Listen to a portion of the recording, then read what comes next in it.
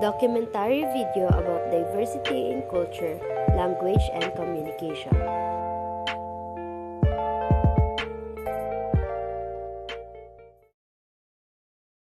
When cultural rights are threatened, the universal human rights of human beings around the world are threatened. And also, cultural rights can be a critical tool for advancing to meet human rights goals. I'm very worried about the discourses of exclusion that we are hearing, increasingly normalized discourses from some political leaders, from candidates, that certain groups, minorities are somehow other, that it is now acceptable to express hate speech, to express discriminatory views in a way that perhaps a few years back people would have known not to do. I am deeply alarmed by this. Cultural diversity, in accordance with international standards, is a critical part of cultural rights, and we need to understand that universality and cultural diversity go together. Universality is not a weapon against cultural diversity, nor is cultural diversity a justification of human rights violations. We have to enjoy these aspects of human existence in an integrated way. If you look at what's happening in the world with the discourses of hatred coming from the highest levels, we can't take these rights for granted. If we don't stand up for human rights, who will? This documentary video tells us that different cultures have different meaning of words, behaviors, and gestures. It's also about accepting and respecting people's differences and understanding that everyone is unique.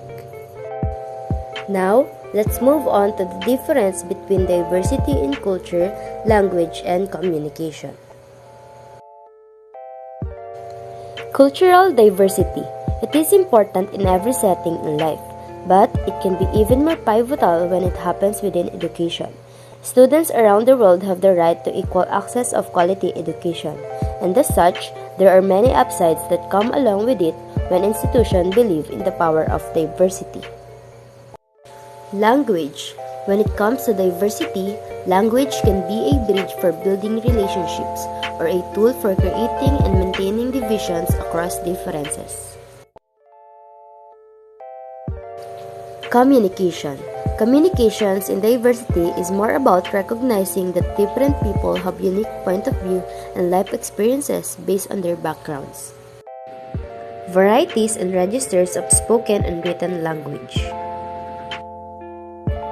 Spoken language. Spoken maintained in the form of dialogue. It uses human voice in all kinds of gesture. And in terms of written language, it is maintained in the form of monologue. It is more carefully organized and more explanatory.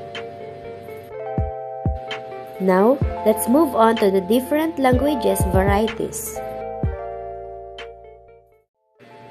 The first one is Pidgin.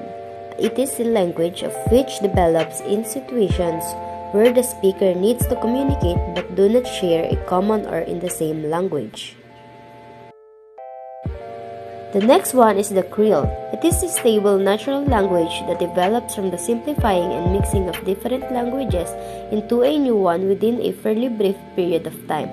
Often, a Pidgin evolves into a full-fledged language. Regional dialect. It is not a distinct language but a variety of a language spoken in a particular area of a country.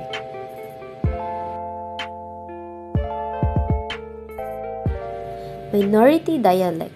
Sometimes, members of a particular minority ethnic group have their own variety which they use as a marker of identity, usually alongside a standard variety.